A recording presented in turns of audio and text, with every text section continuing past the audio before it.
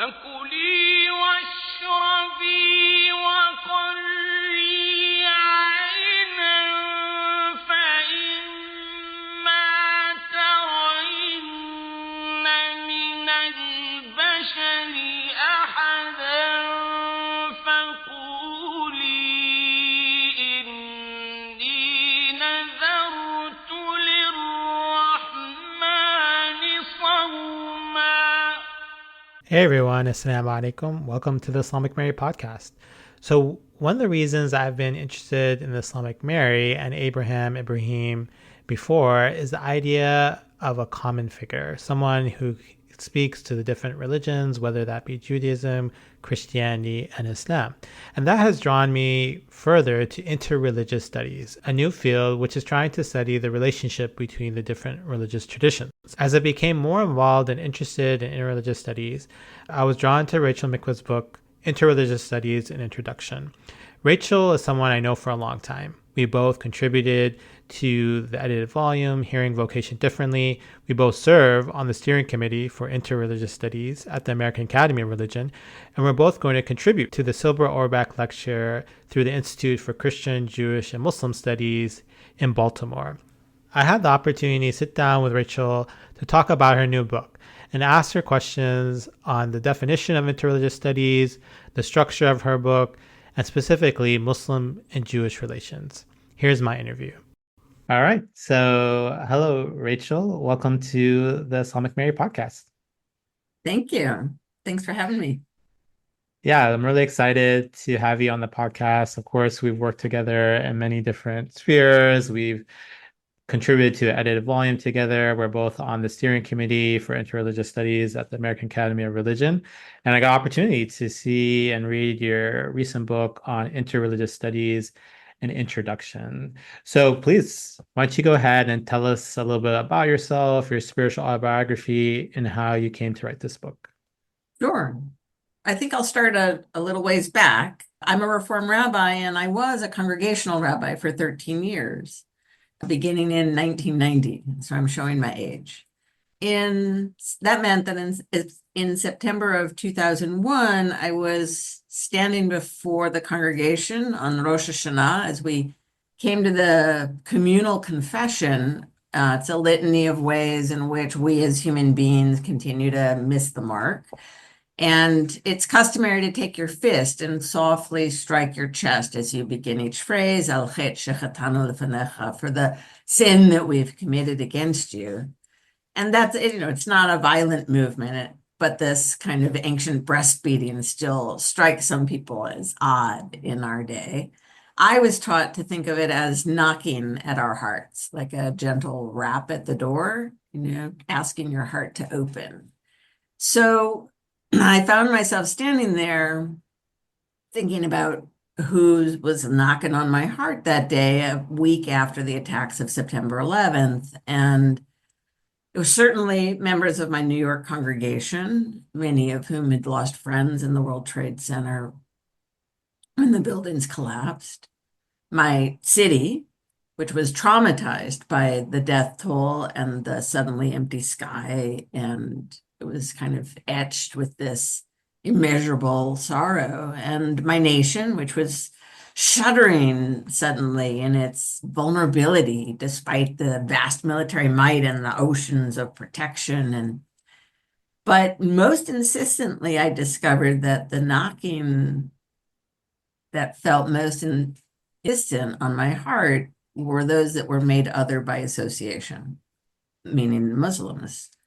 So I had become a congregational rabbi because I wanted to share the joy in Jewish living and learning and the inspiration it provides to engage in tikkun olam, in world repair. But then I became an interfaith leader because real self-understanding emerges in our encounters with difference. So eventually I left the congregational rabbinate and I went to go earn a doctorate with a focus on comparative exegesis, right? How do we understand our sacred texts? And I began teaching at Chicago Theological Seminary, which at that time was a primarily Protestant seminary. And I was hired to teach Jewish studies because that was my area of expertise, and because the seminary believed that in order to be a religious leader today, you need to know something about a tradition other than your own. So I discovered that my students, while learning around about Jewish traditions and Jewish thought and learning with me even more impactfully, they were learning a great deal about themselves and about their own faith.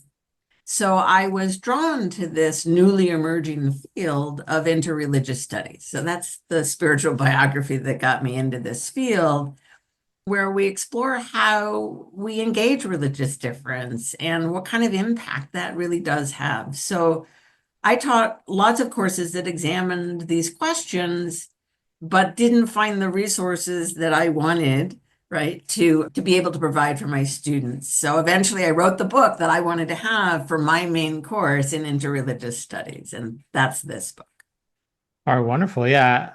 9/11 was also very impactful for me. I was a student at Georgetown University when that occurred, and I was actually studying Arabic when the Twin Towers and the Pentagon were attacked. So it was a pivotal moment. And I think for a lot of us in this field, that was a moment where we became more interested in interfaith understanding and cross-cultural understanding as well. Yeah, So they are classic stories. There were many of us who were moved in that way by 9/11.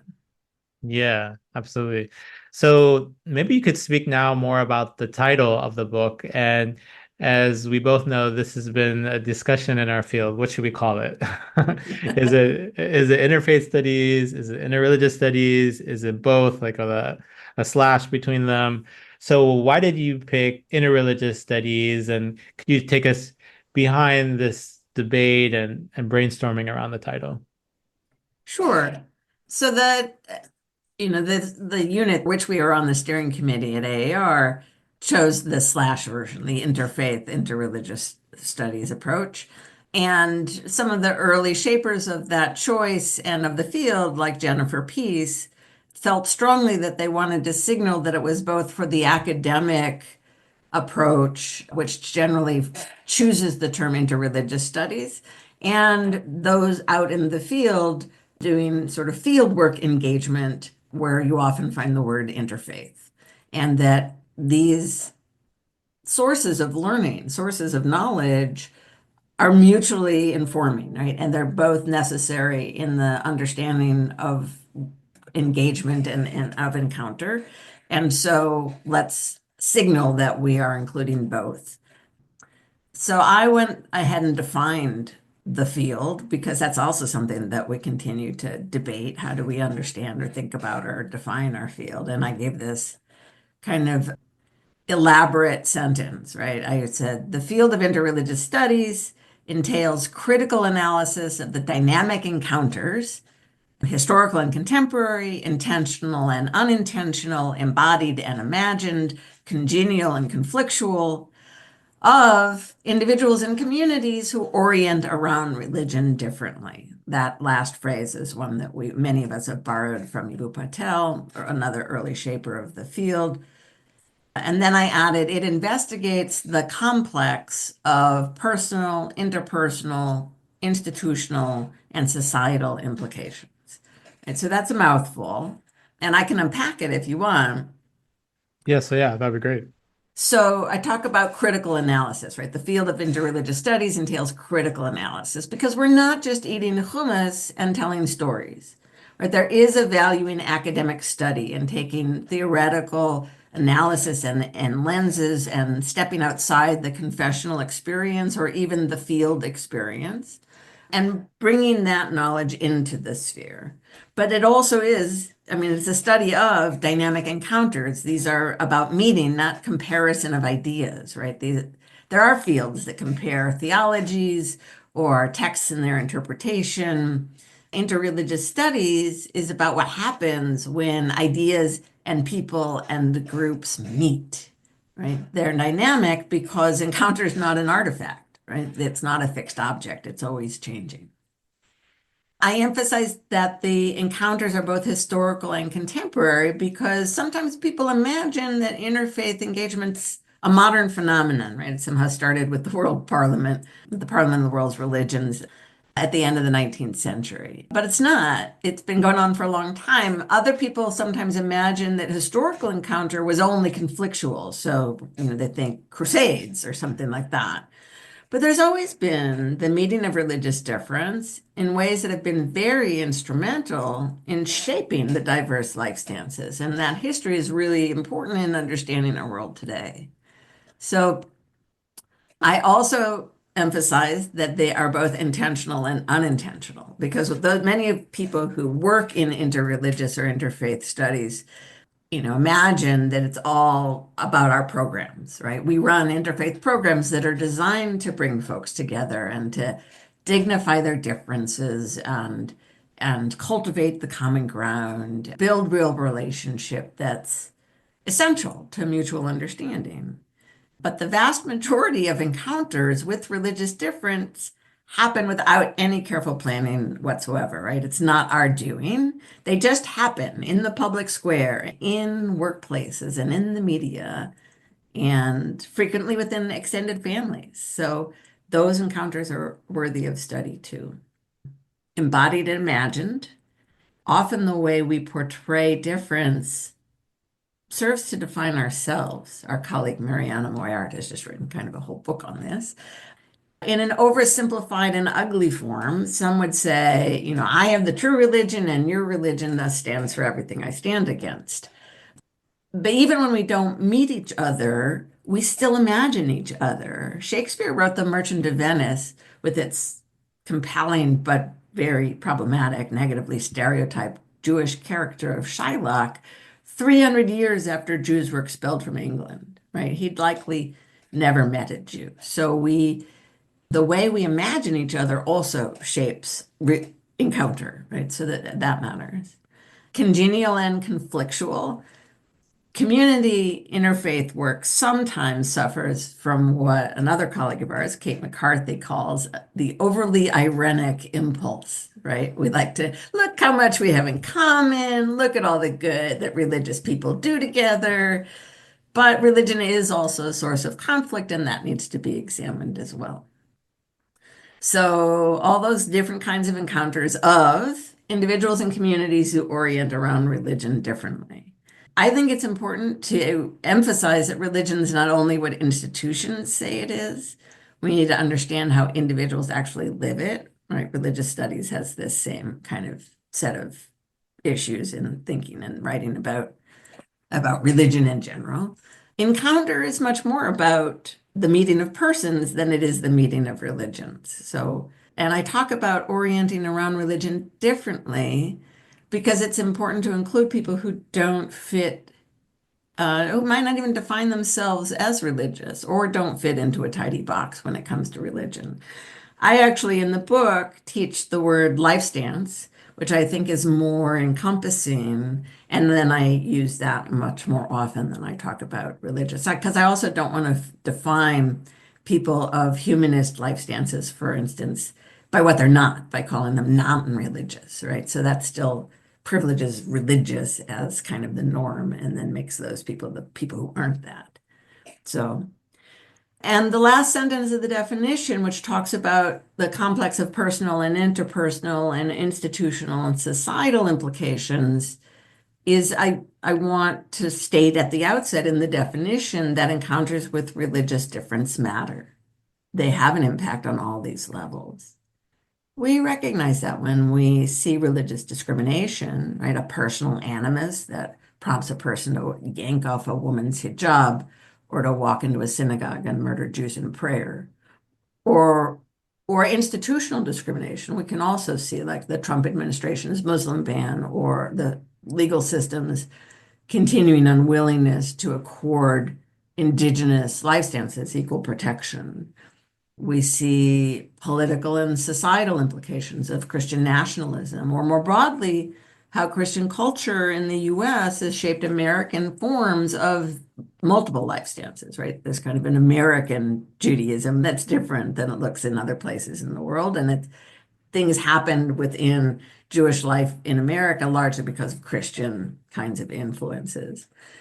There are also positive aspects of this complex, of course, like the multi-faith movement that was instrumental in the fight for civil rights, or others that have facilitated peaceful resolution of violent conflicts or provided essential social services or working to address the climate crisis. Or we could explore something like how encounter with Eastern traditions helped rekindle interest in the spiritual dimensions of Christianity and Judaism, which some had set aside due to the influence of the Enlightenment. I think also we could name the wisdom from indigenous traditions that has been so significant in providing tools for thinking about restorative justice in a bunch of different faiths and reimagining what criminal justice means. Anyway, that's kind of unpacking it. So you can see why it's such a lengthy definition in order to pack all that in. No, I agree. And what I found interesting about this definition is this emphasis on interreligious studies, as you mentioned, an academic field, a critical analysis. And I agree that from my understanding, interfaith studies has this conception, more confessional, community oriented. Maybe there is a sense you mentioned of like kumbaya, like everyone just gonna get along. And you seem like you're interested in both the positive and negative interactions. Would you say that's accurate, or how would you describe it? Absolutely, definitely. By the way, actually, I don't think it was me, but I was present when somebody was critiqued for using the word kumbaya to describe what we all understand, right, Hmm. as this overly ironic impulse, and they knew a lot about the roots of kumbaya, as a deep philosophical and social value. And so, that we shouldn't use it in this way And of, this, sort of minimizing the rigor of interreligious studies. And I logged that, but it is the shorthand that we all have for talking about this overly ironic impulse. no, you're right. Yeah. Maybe I need to do more research on that term. Yeah, absolutely. I was fascinated by it because I didn't know enough about it. And one of the things I found interesting in your introduction is how you speak about interreligious studies or IRS as being interdisciplinary, inclusive, intersectional, and relational. So interreligious studies is different than interfaith studies, or there's there seems to be a move last couple of years to distinguish them. And it's also different than other fields that maybe are focusing on one discipline or more theoretical. They're not interested in the relational. They're not necessarily looking at different identities as intersectional, and maybe they're even exclusive on who can be part of it. So could you speak about these interesting terms of how IRS is interdisciplinary, inclusive, intersectional, relational? Sure. By the way, I do use IRS in the book because to talk about interreligious studies is such a mouthful all the time and big long Yeah. words, right? But I always think, somebody that's just going to flag people worrying about their taxes every time they see the Let's see the see the point. letters in any event. So, it- since we're looking at a broad range of encounters with difference and their impact, we need lots of different lenses. So that's why I think it's important that it be interdisciplinary. So what happens if we are reading about religious others in literature, or we're seeing religious others depicted in art, or the way, television and movies portray people, etc. We can't just use the tools of religious studies or theology, right? We need actually to understand something about the mediums, the media, and the methodologies of those places, those, in which they're appearing. Or if we want to understand even why certain times and places offer relative peace and cooperation among people who oriented around religion differently, while others erupt into conflict, then we need tools of history and economics and sociology, especially because so many things that manifest with religious dimensions aren't necessarily at their root about religious difference. But religion is not an innocent bystander either, right? So it gets inserted into that interdisciplinary, intersectional thing. Inclusive Because we can't study encounters with difference in honest and faithful ways if if we render lots of people invisible, right? Who gets to speak for a particular life stance remains a very potent question. And so we want to recognize the diversity that's within traditions, and we also then need to integrate perspectives that have been obscured by historical bias, especially indigenous and pagan traditions, but also minoritized or heretical, sub-traditions within particular life stances. And again, people who don't fit in tidy boxes. There are a lot of folks at Chicago Theological Seminary who have come to CTS because we are striving to make room for interspiritual people and humanists who want to do theological education because they see how religion matters in society. But setting an inclusive table takes a lot of work. It's intersectional because we don't show up as only one thing, right? So encounters among different life stances also means encounters among different genders and races and ages, nationalities and politics and sexual orientation and class, and the list can go on. So some of these other differences actually have prominent histories within religion, certainly around gender and sexuality, also race. And that makes those intersections all the more significant. And there's another aspect of intersectionality that highlighted by civil rights advocate and legal scholar Kimberly Crenshaw, who's given us some of the language and analytical tools. And she pointed out that intersections change meaning, right? So being a Christian in the West, that's a position of power. But being a part of the Christian minority in China, the religion might be the same, but the experience of living as a Christian is totally different. It's a very vulnerable position. So we need to look at those intersections too. And relational in every way. You talked about some of them. Jennifer Howe Peace, I thought, spelled this out really nicely early on, and I cite her work in the book. The object of the study is relational because we're not studying one particular tradition, but the relationship between them. The method of study is relational because we're drawing from multiple disciplines, as well as knowledge that emerges from critical study and from the experience of practitioners, right? Relational that way, the interreligious and interfaith. The ethics are relational because we're trying to be attentive to power dynamics and visibility and equity and learn how to be accountable to one another. The pedagogy is relational because ideally we are learning with and from folks who orient around religion differently. They are our partners, not our objects of study. The objectives are relational because we're teaching folks not just about interreligious encounter, but also providing skills, developing capacities to do it well. So in all of those ways, it's relational.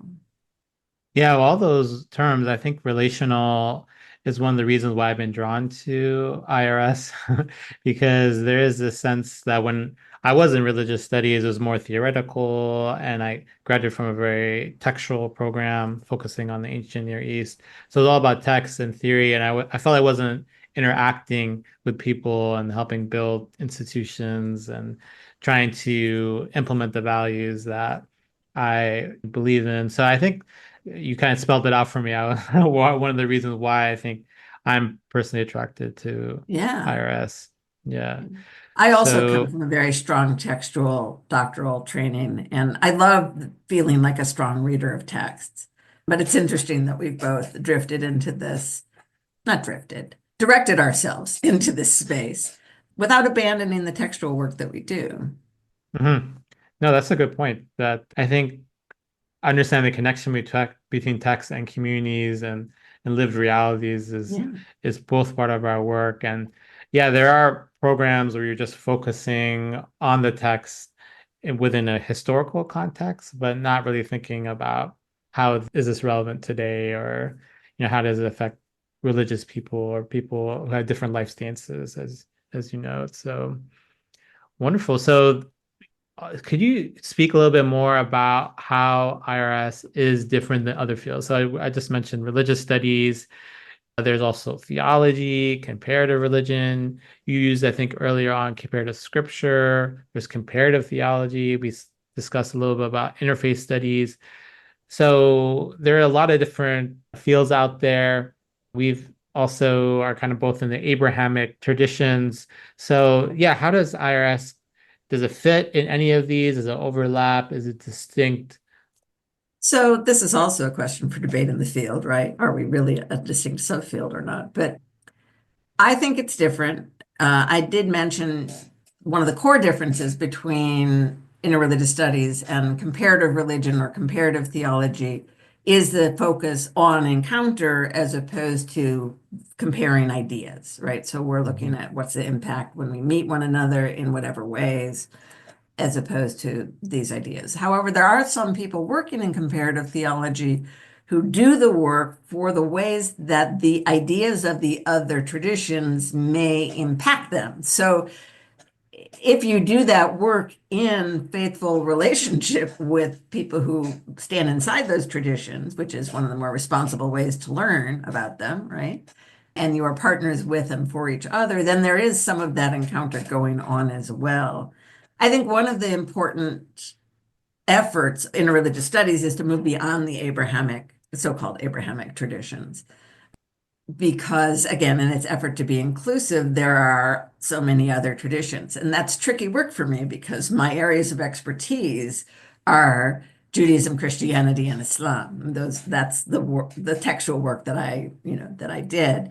So I tried really hard in the book to include lots of other traditions, but I really had to go hunting and talking to people to find the cases and other examples that I thought would illuminate and make those life stances come to life as well. But I think that's really important that interreligious studies can move the focus. I think interfaith work still often does end up being Jews, Christians, and Muslims kind of getting together, but that also is changing. And it Yeah, that's really depends, fast. your partners depend on where you live too, right? Who's there? Yes, yeah. And this is really interesting for me because I've engaged your previous work, dangerous religious ideas. For instance, your previous book had this kind of Abrahamic background, right? You're looking at these ideas within Judaism, Christianity, Islam. So do you see yourself evolving in some ways? Are you developing your ideas or is it just building off each other's? Do you still do Abrahamic studies and interreligious studies, or now you're using interreligious studies, or how would you So when describe I it? do deep comparative textual work, I still can only do, with any level of expertise, Judaism, Christianity, and Islam. When I'm writing specifically about interreligious studies, then I have a broader lens, but I just don't have the deep theological, ideational, historical expertise and for many of the others. So I talk to lots of people who have those expertises, but I still wouldn't dare write a deep analytical textual or ideational work on Hindu traditions or indigenous traditions in the US, or I couldn't do it. I'd love to. No, yeah, I couldn't do it either, unfortunately. So as you speak it, it reminds me of some of the work in the field, like Kevin Minister is one of them who's written about this idea of world religions, that it's not simply about studying the different religions and then placing them in these different geographical locations, but how do we navigate social difference? So would you say like your work kind of is in the similar vein or later? Well, I do both these things. So, and I think you do too, right? You're still publishing sort of in the vein, doing research and publishing in the vein of the work that you were trained to do in your doctoral studies. That's Hmm. part of your ongoing scholarship. And this is interrelated, but it's also distinct. So, but I do think that Kevin Minister's point, well, I mean, he's made many good points, but the one that your comments made me think of is when he basically said it's a more responsible thing to do if you want to give students a fundamental set of tools for navigating religious diversity in the world. It's not to learn, the five pillars of Islam and the theology of in the Reformation, it's to learn and focus on the meeting of religious individuals and communities and how that shapes our world. So I think it's a compelling point. I think it's a both and, right? If you're only going to get one course with undergraduates, then I buy his argument that this, it might be a better idea to teach interreligious engagement, studies and engagement than world religions if you've got one course. But in terms of the body of knowledge and scholarship, and I think we need to go down both tracks. Yeah, that makes sense, and I agree. And on that point about teaching students or giving them the tools to navigate religious difference or cultural similarities or differences, your book, it has this kind of component, right? So it's not just a theoretical book. It's not simply a textbook of these different religions, but it has case studies and examples of how to interact with people and of ways historically people have interacted with one another. So in the book, you have part one, mapping the field, you have part two, meeting spaces, and part three, modes of engagement. So could you speak about how you structure the book and these three different parts and how they build off or complement each other? So mapping the field is kind of an orientation, right? It offers the understanding of what IRS is and language that I or we use and what these terms mean and why. It's an overview of interreligious encounter through history to help them sort of see this as a much bigger, longer picture. It also introduces a theologies of religion framework so that readers can think about what they think about people who orient around religion differently than they do, because we should all be self-reflexive about what we believe and how that impacts our meeting with religious difference. In meeting spaces, I introduce context in which we meet religious difference, generally without being planned or guided by interreligious experts, right? So again, workplaces, public schools, higher ed, families, media, public policy, public spaces, public discourse. And this section is where one of my favorite aspects of the book, and you alluded to it, it really shines, I think, and that's the case summaries. Real world cases that make the unique challenges and opportunities of these contexts really clear. And each case is followed by a few questions for the reader, and it invites the readers to step inside the shoes of the stakeholders in the case. Because even when everyone comes to the table with the desire to get along, there are bumps in the road. Religious difference makes a difference. So I also have a chapter on anti-Semitism and Islamophobia because it isn't always the case that everybody comes to the table with the desire to get along. And these dangerous hatreds also shape our meeting spaces. So it's important to be aware of the dynamics at work. And then that third section is about modes of engagement. And that's where I introduce the diverse strategies for interreligious engagement programs, right? With examples and best practices.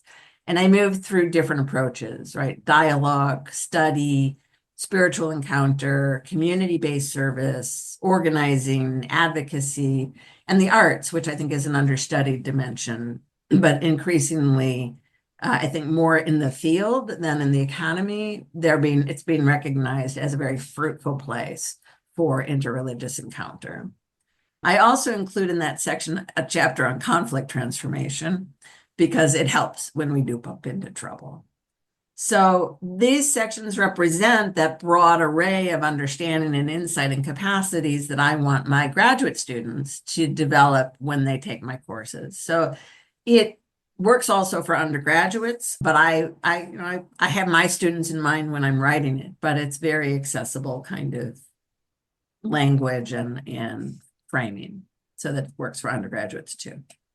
Yes, and I think the case studies really, or case summaries really stood out to me. And I teach a course on the Quran and Bible and comparative scripture. And historically, I would just focus on the text. But more recently, since I've been involved with IRS, I'm introducing more case summaries and trying to have the students focus on not just what the different texts say, but how do you navigate religious difference. So I'm looking forward to implementing some of your case summaries in my classes. So could you speak about that chapter, chapter 8? So that as someone who is in Islamic studies and teaches on Islam in America, I was really fascinated on chapter 8, anti-Semitism and Islamophobia. So we already spoke about 9/11 and the reactions towards 9/11, the rise of Islamophobia. And I found this chapter really interesting because oftentimes in the general public, there's this idea that Jews and Muslims are intrinsically antagonistic towards one another, and there's nothing really in common, and there's always these political issues that divide them. But you show that yes, there is this conflict. At the same time, there is sometimes this congenial relationship. To go back to your definition, so could you speak more about that chapter and how it may Sure. be relevant today? So in the book, I talk about how the places where we meet religious difference aren't empty lots, right? They're full of history, and that shapes encounter. And anti-Semitism and Islamophobia are both long-standing. Some people think Islamophobia started in 2001, and that's not the case. Anti-Semitism has long been recognized as one of the longest hatreds, but they both continue to impact interreligious engagement, both the accidental and the programmed sort, including people who actively work to avoid them, right? They're in the water. They shape our realities. But as you say, there's a lot of common ground and experience, which in interreligious engagement in quieter times really comes to the fore. So I'll focus on the US. Muslims and Jews have a lot of shared experiences within American culture, right? There was a kind of trauma bonding, really, around Islamophobia and anti-Semitism. And groups of Jews and Muslims often showed up first for each other when the community was under attack or struggling. So Jews protecting mosques after 9/11, protesting the Muslim ban in huge numbers, Muslims speaking out against synagogue vandalism and violent attacks on Jews, even the experience of our holy days, right? Our holy days are largely invisible in the broader culture, and more of my Muslim friends send me greetings on my holy days than do my Christian friends, right? Because they're aware that somebody else's calendar is different. And Jews are more likely to acknowledge theirs. I mean, those are built on anecdotal evidence, not something I've ever studied, but from my own experience. And then studying together, when we do have that opportunity, then unlocks these deep reservoirs of common ground, right? Thick relationship with texts, right? Religious life that's animated by daily practices, right? There's just so much general and specific that where you can see these traditions in their long relationship and influence and similarities. That said, obviously the current conflict in the Middle East, particularly in Gaza, is sorely testing these relationships that have been really formed in the last decades in really beautiful and compelling ways. But right now, those relationships are being tested. So even though some of the dynamics remain the same, right? Anti-Semitism and Islamophobia still rise and fall together. So both anti-Muslim and anti-Jewish attacks and hate speech skyrocketed after October 7th, right? Both of them went up. And it's important to acknowledge, well, yeah, this is going to take it a little off topic for a second, but it will come back. I think it's important to acknowledge that the brutality of the October 7th attack and the subsequent devastation of Gaza and the expansion of the violence into Lebanon and beyond, West Bank, these are not the only traumas circulating in our society, right? There's a trauma of polarization in US politics, military conflicts around the world, Sudan, Congo, Russia, and Ukraine, police violence and other racialized trauma, mass shootings, the enduring impact of COVID-19, particularly what I consider the long COVID effect of loneliness, that so many of us who, even if we didn't have COVID, it's somehow embedding itself. Homelessness and food insecurity and political and physical assaults on transgender individuals and sexual assaults and destruction wrought in recent hurricanes and displacement from famine and and other climate-driven trauma. And I think it's important to acknowledge that, not to lessen our focus and our concerns about Gaza, but because extended social crisis will always exact a toll on minoritized populations. And also because trauma can be compounded when you feel that your experience has become invisible. And and so especially on college campuses, I think it's important to recognize that people are dealing with a variety of traumas, but a large portion of our students are dealing with some kind of trauma. But so when you feel like your experience has been upstaged, or you have an invisibilized identity, like Arab Christians, right, feel invisibilized a lot in the current conflict, or African American Jews and other Jews of color. Or if you don't fit into the sides that have been drawn in a conflict, right, the folks who claim to speak for you don't in fact speak for you.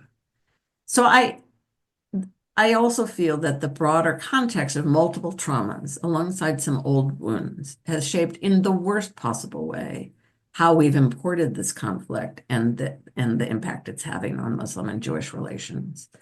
Words are wielded to wound, and people demonize those who disagree, not by religion, right, but by their stance on this conflict. And it's just where are people falling, the majority of people by their religion falling in particular camps. But I see people wanting to cause more pain, as if there wasn't enough to go around. And the proclaimed solutions are kind of all or nothing battles. So interreligious studies has often tried to emphasize that empathy is not a zero-sum game. We can and we should care about the suffering of everybody who's impacted. 2/3 of American Jews don't support the actions of the Netanyahu government. 2/3. So we could be speaking with a common voice about the urgency of a ceasefire, about attaching conditions to military aid, and other actions that the U.S. could take to exert its influence more effectively to establish justice for all the peoples of the land. But, and here I clearly speak as a stakeholder, a Jew with more family in Israel than I have here in the US, all of whom don't support Netanyahu, that potentially powerful coalition that could change the way US does business in the Middle East, it's not going to happen when the loudest supporters, the loudest voices supporting Palestinians are calling for an end to the state of Israel. The vast majority of Jews view the establishment of Israel as a national liberation project, not a settler colonial one. And they believe that establishing political autonomy in our historical homeland is that story of national liberation. And it was called into being by international resolution, and it's where almost half the Jews in the world live. And so they're not going, most Jews will not ally with people who want to see an end to the state of Israel, even if they are also concerned about Palestinian rights. So it's a lost opportunity for what I think could be a transformational coalition. I am a loud critic of Israeli policies, and I've worked for decades to support justice for Palestinians. And I don't believe all criticism of Israel is anti-Semitic. But I too am struggling with my longtime Muslim partners as we have struggled, not all of them, but as we try to understand each other's perspectives around not only, I mean, we all agree that the destruction of Gaza is immoral, right? We all agree that it has to stop, but the language that we want to use or the strategies we want to use differ. And so we might, it's work you already have to be invested in the relationship to want to understand. I mean, again, I don't think empathy is a zero-sum game. If you don't care about the fate of the Jews who live there, that is anti-Semitic. And if you don't care about the fate of the Palestinians, no matter what their religion, whether they're Muslim or Christian, that's anti-Palestinian, right?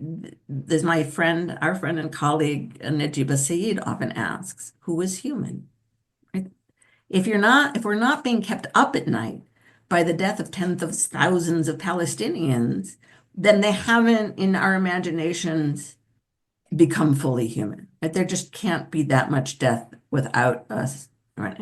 So similarly, the demonization of all Zionists as settler colonialists or all Palestinians as terrorists also dehumanizes. And that's whether they live in the land or live on a US university campus. They're all human. And I think interreligious studies tries very hard to establish that as a foundational commitment. But, the world intrudes. There No, are that's efforts to humanize. I'll go on, and then I'll talk about some of the bright uh, spots. yeah. No, I just wanted to emphasize, yeah, what you said, and it speaks earlier to the definition of IRS of congenial and conflictual. So I've seen that also in my interaction that Muslims often look to Jews as models, as as a minority, another minority in the United States that's been here longer, even though, as you know, Muslims have been here since the time of slavery. There's also this understanding that Muslim and Jews face hate crimes, anti-Semitism, Islamophobia, that they often partner on different social issues such as refugees. My local community here, there is a Friday prayer space in a local synagogue that's been very opening and welcome. But at the same time, there's this kind of conflictual relationship when it comes to international politics and the war on Gaza and the destruction that we're seeing currently. So it is a good example of interreligious studies and how it could potentially benefit us. I think one of the frustrations that a lot of folks in American society is like, what is the purpose of higher education? What's the purpose of religious studies? And I think IRS has the potential to show, hey, we're contributing to society. We're finding solutions to problems that people care about. So, yeah, what are your thoughts on that? And maybe you could also give us some bright spots that we can reflect upon. Well, gosh, you bring up so many interesting points. For some reason, your comments take me also to the way that IRS grapples with complexity. So it's complicated, right? So one example would be in Israel, there are thousands of protesters and sometimes hundreds of thousands who turn out every day to stand against the war, right? And they post photos of the hostages to emphasize the value of human life over the instinct for vengeance. But context matters, right? This is one of the complications we haven't talked about yet. But in the US, posting photos of the Israeli hostages is seen as taking Israel's side. And they're often torn down by people who are protesting for Palestinian life. Also, some of the Israeli protesters represent groups that have long labored to end Palestinian suffering and who are vocal about the devastating destruction of Gaza. But the public message of the protests in Israel is about bringing home the hostages because that's where the issue can get the majority of Israelis to support a ceasefire, right? So it's a strategic move. To which Israel's critics fairly say, what about the suffering of the Palestinians in Gaza? Don't you care about genocide? Do you care only about your own people? I mean, why is that the focus of the protest? And then you have that complexity comes home, right? Or comes here to us, right? In different ways. So on American college campuses, there are a lot of people among the protesters who actually support a two-state solution, although that's not the language of a lot of the vocal part of the protest, but they're present and they may recognize a two-state solution as increasingly impossible, or they'll talk about some locally negotiated resolution, meaning it's their decision, not ours, right? To shared sovereignty and dual autonomy, right? Some resolution that pursues justice for all the peoples of the land. But the media message is from the river to the sea, Palestine will be free, which sounds to people who care about Israel like a formula for its end or its eradication. So it's complicated. They don't know like in which camp, to sit, or they'll be present, but they're uncomfortable. So there are groups, here's a bright spot, that have found a way to meet across profound difference. And I find most of them to be groups who live in Israel and Palestine because they've been each other's reality for a long, long time. And there's been conflict. and death and devastation and an unfair balance of power for a long, long time. So they've decided they're going to affirm each other's humanity. One of my favorite examples is the Parents Circle Family Forum. These are people in Palestine and Israel who have been brought together by a nightmare. They've had a family member who was killed, either by, Israeli Jews whose family member was killed by Palestinians, or Palestinians whose family member was killed by usually the IDF, but it could be settlers or other acts of violence. So, I mean, just imagine how emotionally risky that is, opening yourself up to the pain of the other side when your pain is so deep.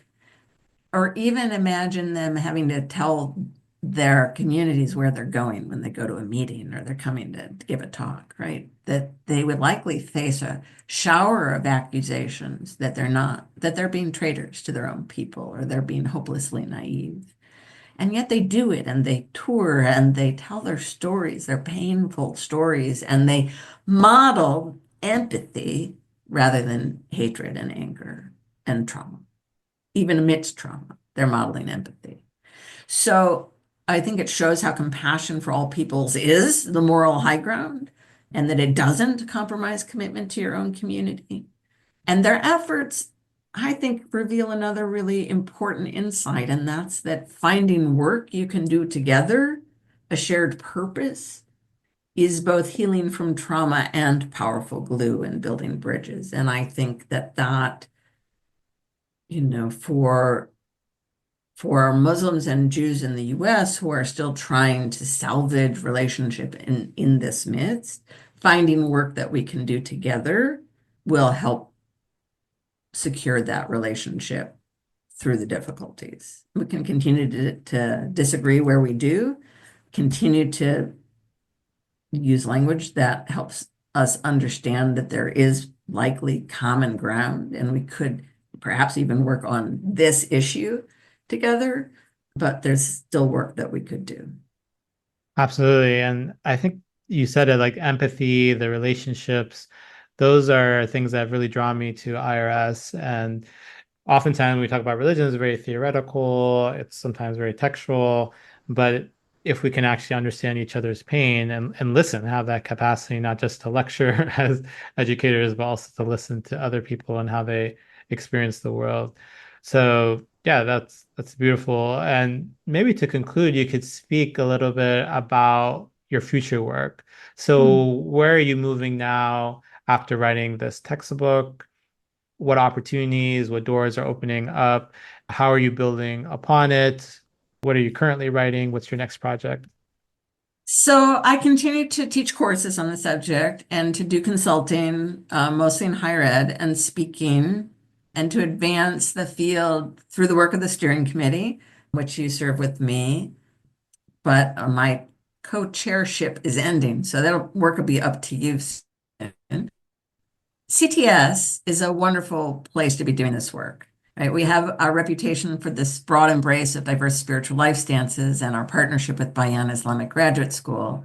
So we have this wonderful living laboratory just doing theological education together. We're now about 40% various sorts of Christian and 40% Muslim, and the rest an amazing assortment of interspiritual and humanist and Buddhist and Jewish and Hindu and pagan and other folks. But I'm currently working on a project about what it means to be human. So goes back to Najiba Seed's question, but less political in this sense and sort of foundationally moral and more theological, right? So as framed by the teachings, and here I rely back on my three areas of relative expertise: Judaism, Christianity, and Islam. So I was originally intrigued by the difference between Christian notions of original sin and Judaism's teaching that we have both a good inclination and an evil one, and we are forever choosing between them. And the Islamic idea that we're all born with fitra, this innate ability to discern goodness and to recognize God and be drawn toward God. So I wondered, in an interreligious sense, right? How are these not just ideas, but how do they shape our thinking in our world, right? How do these ideas shape our society? So these traditions also have diverse notions of free will and divine providence, body and soul, and what personhood is and our relationship to creation. And so I'm trying to explore what all these diverse notions of the human mean for our daily lives and our communities and our body politic. As you know, I'm going to present some of this work publicly for the Silber Obrecht Lecture at the Institute of Islamic, Christian, and Jewish Studies in the spring because you're the respondent, and I really look forward to that. And I'm delighted it's also going to then get shaped into a book for Georgetown University Press. So I've got some work cut out for me, and I've made some work for you, but I'm excited about this project. Great, wonderful. So thanks so much, Rachel, for your contribution, sharing your knowledge and expertise with us. And thanks for being on the Islamic Mary podcast. Thank you. And that was my interview with Rachel Mikva. So many things spoke to me in that interview. First, the idea that interreligious studies is relational and academic. When I was in religious studies and continued to contribute to that field, I felt it was theoretical and abstract. And also during my graduate times, I focused on texts within their historical context, but we didn't always look at how they were connected to real life communities. We also see that interreligious studies is trying to move in an academic direction, not just focusing on confessional communities and trying to get along, but also to study the history and how it's relevant in contemporary times, as well as the congenial and conflictual, how religious traditions can work for the common good, but how oftentimes they also lead to conflict. I'm also happy that the conversation moved from the theoretical to the practical. We began talking about the definition of interreligious studies, how it's different and similar to other disciplines. But then Rachel spoke specifically about Muslim-Jewish relationships, whether that be regarding anti-Semitism and Islamophobia, and then spoke about the current crisis in the Middle East. Muslim-Jewish relations is something that I thought a lot about and worked a great deal on. And there's so many commonalities, whether that be Muslims and Jews both being minorities here in the United States, to a focus on scripture, to that of monotheism. But there's so many things that also tear us apart, whether that be the current conflict in the Middle East or political conversations here in the United States. Personally, I do not have a clear solution to the current crisis, but I do believe that empathy, hearing each other, and trying to work towards a common good is part of the solution. Also, through my work through the Brzezinski Institute for Global Virtual Learning, I'm keen to uplift the voices of the Palestinian people. Whatever the solution is, Palestinians need to be at the table, have their voices heard, and be front and center of any potential solution. Thanks once again for listening to the Islamic Mary podcast. I encourage you to subscribe. Encourage your friends, students, and colleagues to listen to the podcast. You're always welcome to text me, send me an email about feedback, future interviews, thoughts, and ideas. Also, I welcome you to review the podcast and also visit my website where you see more of my research and my blogs, as well as to join my newsletter where I'll keep you up to date on this podcast as well as my forthcoming book on the Islamic Mary. Thanks once again and take care.